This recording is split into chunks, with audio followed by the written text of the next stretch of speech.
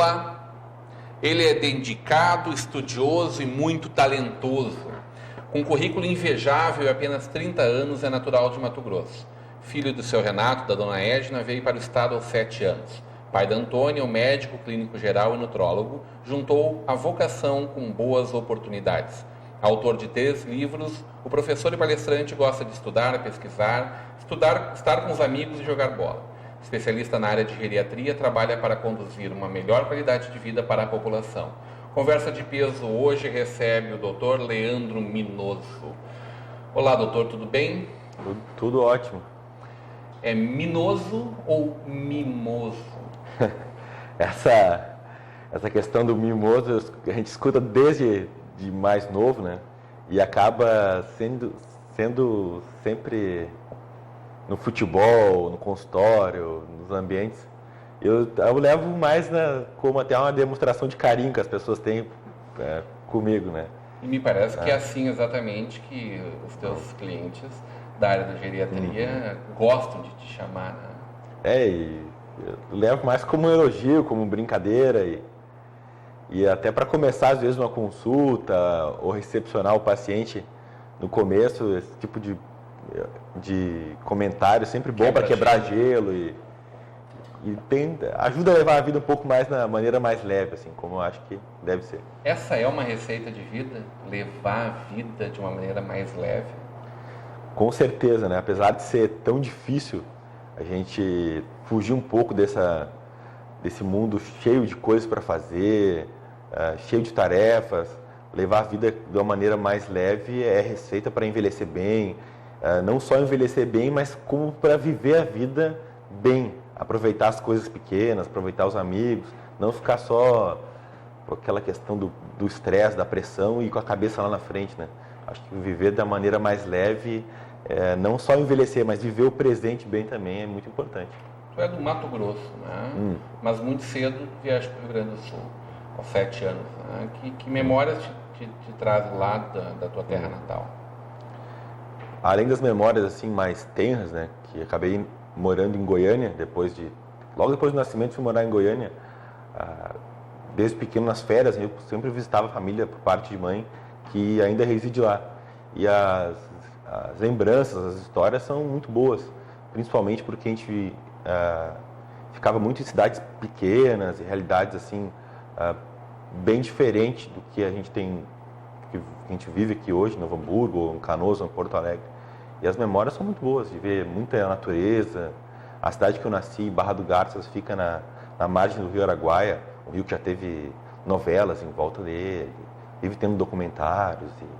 É um lugar muito bonito e, assim, quando possível, tento ir lá, né? Até ano passado aconteceu... Tem coisas que a gente leva na vida que a gente sempre pensa, um dia eu quero fazer tal coisa. Daí ano passado aconteceu, uma das coisas aconteceu, que o meu tio me ligou, Leandro, tem uma palestra para ti aqui em Barra do Garças. Aí eu pensei, pronto, isso era uma das coisas que eu tinha guardado. Um dia eu vou voltar para lá e vou falar alguma coisa que eu sei que eu posso contribuir, fazer um pouco a diferença assim na cidade que eu nasci. E foi possível essa experiência, foi muito legal. Inclusive uma das palestras era para médicos da cidade. O médico que fez meu parto, ele estava presente. No final eu chamei ele lá, fiz uma surpresa. E as lembranças são ótimas, né? Isso é uma das coisas que a gente tem que fazer mais vezes, dar oportunidade para as coisas que a gente tem o querer de fazer e que faz pouco. Até tem lá no consultório, né? Uma frase, eu não vou saber ela agora de cor, mas diz mais ou menos isso. Não é importante tu conseguir realizar alguma coisa, mas o importante, acho que é até do Dalai Lama, é importante tu ter um sonho, tu sempre ter um objetivo, né?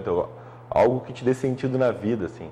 E alimentar isso é importante, porque senão a gente acaba vivendo muito na questão do consumismo, da rotina, fazer o que está sendo feito por outras pessoas sempre. Isso acaba a gente abrindo mão da nossa individualidade e buscar aquilo que a gente tem lá dentro. O que tu gostaria de fazer, eu acho muito importante para deixar a vida com mais sentido, né? A medicina é um sonho desde quando? É um sonho mais ou menos ali de uns 12, 13 anos. O que te despertou para isso?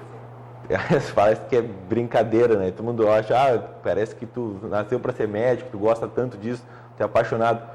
Não consigo explicar bem o porquê de uma escolha. Eu, na verdade, sempre quis ser piloto de avião, sou apaixonado por avião, tenho uma paixão muito grande. Até uns 11 anos por aí eu queria ser piloto da Varig, e de uma hora para outra a ideia mudou e daí ficou fixa na questão da medicina. E dentro da medicina mudou bastante também. Eu entrei na faculdade querendo ser oncologista, depois pensei em ser neurologista, neurocirurgião, aí fiz toda a faculdade, assim, da metade, aliás, para o final, querendo ser psiquiatra, foquei todos os meus estudos, daí acabei mudando completamente de rumo, fui mudando. É difícil dizer assim o porquê que tu escolhe uma coisa, né? Eu aprendi com os professores há pouco tempo, quando eu estava fazendo uma pós-graduação, que muitas vezes são não é tu que escolhe um assunto de pesquisa, é aquele assunto que te escolheu, não tem assim uma causa, não foi nenhuma experiência de doença minha, não tem pai nem mãe médicos, assim, não sei bem. Tu tem um tio que é médico em Novo Hamburgo, né? E que te fez vir a Novo Hamburgo naquele momento, isso há em torno de 5 anos atrás. Há 5 anos a cidade... Minha relação aqui com Novo Hamburgo começou... Na verdade, começou bastante tempo, porque meu tio, a gente morava em Canoas e meu tio aqui em Novo Hamburgo. Finais de semana, costumava vir para cá e tinha uma imagem da cidade bem diferente até do que eu tenho hoje. Achava a cidade, assim, como eu vinha final de semana, achava aquelas casas todas fechadas. Final de semana, Novo Hamburgo costuma ser bem pacato mesmo, né? Eu tinha a impressão que era uma cidade, assim, meio até assim, um pouco sem vida, assim, todo mundo muito fechado. E há 5 anos a Unimed estava com um problema de plantonistas e tudo mais, e acabei entrando no processo seletivo como plantonista aqui na Unimed por causa da indicação do meu tio. E ele é meu padrinho também, e acredito que esse foi o maior presente que ele poderia ter me dado, foi essa oportunidade, né, de entrar na Unimed aqui do Vale dos Sinos, que é uma empresa excelente para trabalhar, que impulsionou muito do meu crescimento como médico, possibilitou essa oportunidade de cedo ter entrado na Unimed. E essa relação acabou se transformando numa relação de amor com a cidade? Acabou. Hoje eu resido aqui em Novo Hamburgo, né? Apesar de algumas circunstâncias, às vezes dá vontade de morar de novo em Porto Alegre e tudo mais, mas me sinto já assim como daqui mesmo de Novo Hamburgo. A gente estava até comentando um pouco antes, né? A cidade realmente me abraçou de um tempo para cá, né? Diversos segmentos, a Liga de Combate ao Câncer, Feminina de Combate ao Câncer, desde o começo, mais recentemente até a Associação Comercial me acolheu como jovem empresário, dando oportunidades. A Prefeitura me convidou para diversos eventos, até comunidade religiosa, assim, e tem em Novo Hamburgo aquilo que eu sempre pensei em ter na cidade, né? De sair na rua, as pessoas te cumprimentarem, te conhecer, de fazer o vínculo. Acho que isso tá indo muito bem. Não penso assim em sair de Novo Hamburgo, penso em ficar mais e até aumentar esses vínculos aqui com a cidade. Isso, com certeza, tem muito a ver com o direcionamento profissional que tu acabou dando para a tua carreira, né? Hoje tu atende, principalmente dentro do teu consultório, pessoas que estão se preparando para envelhecer melhor, né? Para viver mais e melhor, né? Tu trabalhas com pessoas a partir de que idade dentro desse prisma? Eu faço geriatria no consultório, que é o principal, assim,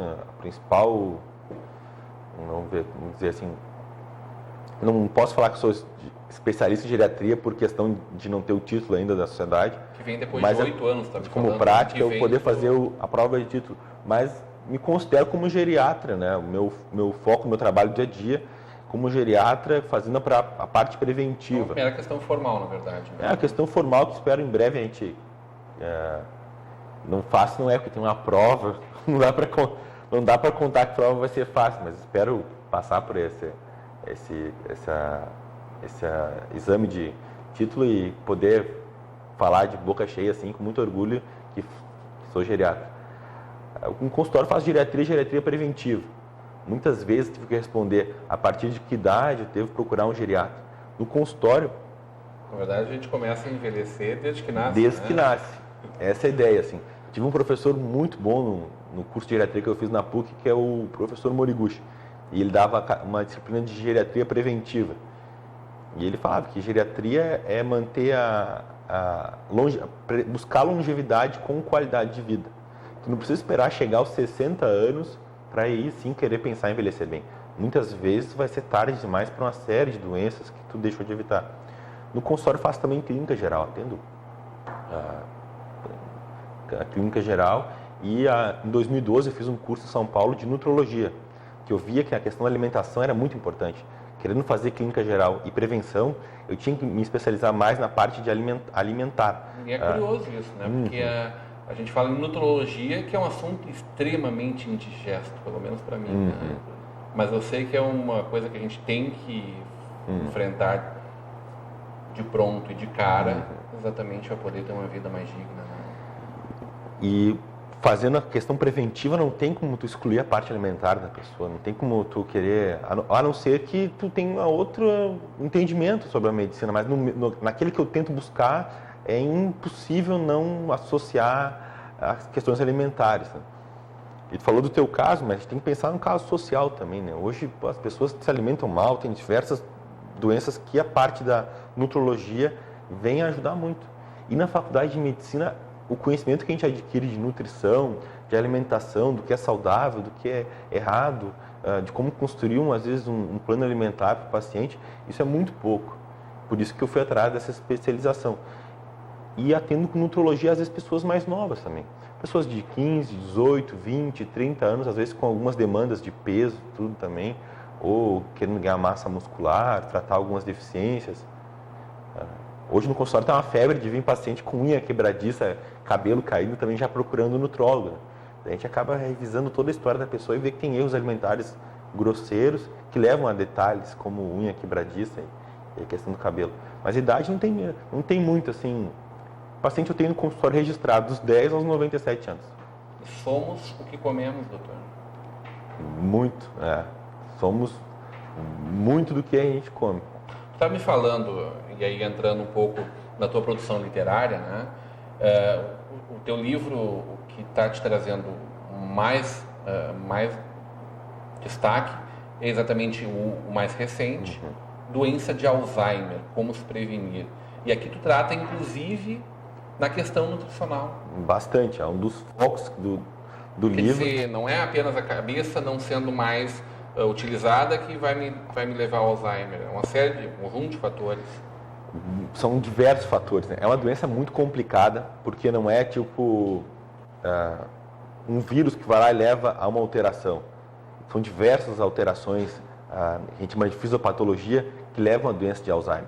Por isso que é tão difícil a gente chegar a uma cura da doença, porque a gente tem que atacar diversas vias que levam a pessoa a desenvolver a doença de Alzheimer. E através da alimentação a gente consegue ou piorar a doença, fazendo com que elas surjam, ou prevenir que muitas dessas alterações aconteçam. A gente sabe classicamente a questão de comer peixe, de tomar cápsula de ômega 3, ou de comer alimento rico em açúcar, tudo isso influencia no nosso risco de ter Alzheimer no futuro. O ômega 3 é um fator de risco? É um fator de proteção. De proteção. A pessoa consome pouco peixe, ou consome muitos alimentos ricos em ômega 6, não tanto em ômega 3, acabam tendo a chance maior de desenvolver a doença de Alzheimer. O álcool, continua sendo um grande vilão? O álcool na medicina, vou passar rapidamente o que a gente sabe. Oncologistas, 90% dos que fazem pesquisa dizem que não existe uma dose segura de álcool por ser humano, que sempre aumentaria um pouco a chance de ter câncer. Alguns tentam mostrar que uma taça de vinho por dia preveniria alguns tipos de câncer, mas os oncologistas não batem o martelo na questão do vinho. Os cardiologistas já são bem enfáticos, que o consumo de uma taça de vinho ao dia previne doenças cardiovasculares. Meu posicionamento no livro assim foi bem... Eu busquei não incentivar o consumo de álcool. Daí eu deixei o contraponto, né? Como médico, se eu digo que pode beber um pouco de álcool, muitas pessoas vão pegar aquele recado. O doutor Leandro falou que posso beber, vai acabar tomando bastante, usar como argumento. Eu até trouxe que algo que me preocupou bastante nessas pesquisas para escrever o livro, que o consumo exagerado de álcool. Quem consome, por exemplo, uma vez por semana, 5 latinhas de cerveja, tem um risco aumentado em quase 7 vezes de ter Alzheimer. Doutor, o senhor me parece o próprio profeta do Apocalipse. Quero conversar um pouco mais sobre isso, ainda assim, mas logo depois do nosso intervalo. A gente volta em seguida, uma conversa de peso com o Dr. Leandro Minoso.